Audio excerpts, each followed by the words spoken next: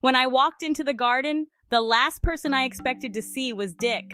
He didn't look happy to see me, that much was obvious. In the past 2 weeks, I had taken over the management of the office staff at work at HR's request, and things had been going really well, or so I thought. I spotted him standing off to the side, drink in hand, watching the crowd with an expression that was hard to read.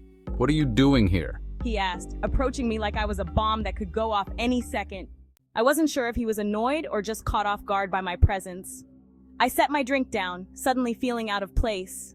"Do you want me to leave?" I asked, my voice sharper than I intended.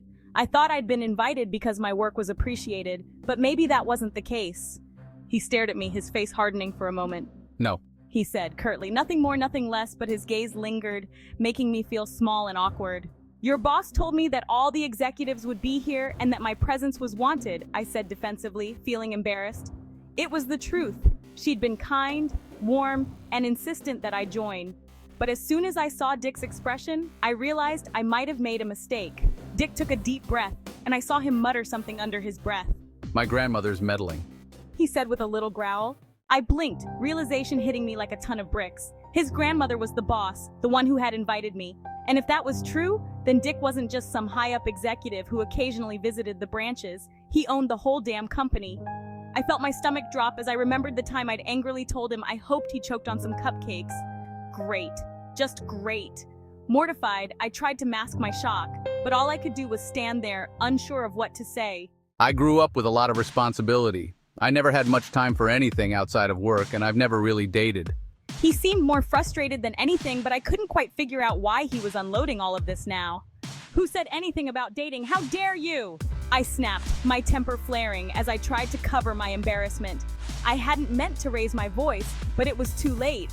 People were turning to look at us, and I could feel my face heating up. Dick grabbed my hand, pulling me away from the crowd, out of the garden, and into the house. "What are you doing?" I hissed, trying to yank my hand free, but his grip was strong. Everyone was watching, including his grandmother, who was smiling in a way that made me even more self-conscious. "Would you be quiet? It's not that I don't want to date you. I just don't date. Grandma knows this." He sounded more frustrated with the situation than with me, but it didn't make me feel any better. "You seriously think I'm here because I want to date you?" He looked genuinely surprised, like he hadn't considered anything else.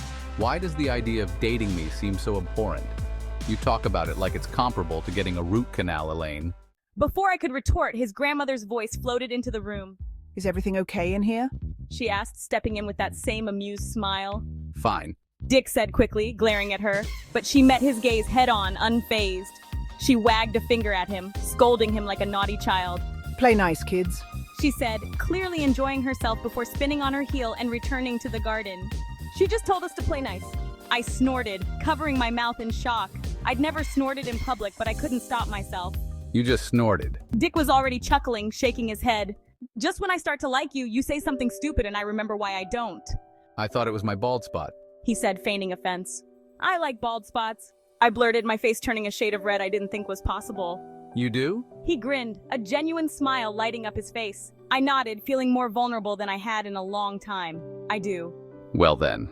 He said, his smile growing wider, and for the first time I wondered if maybe, just maybe, there was more to this unlikely partnership than either of us had ever realized.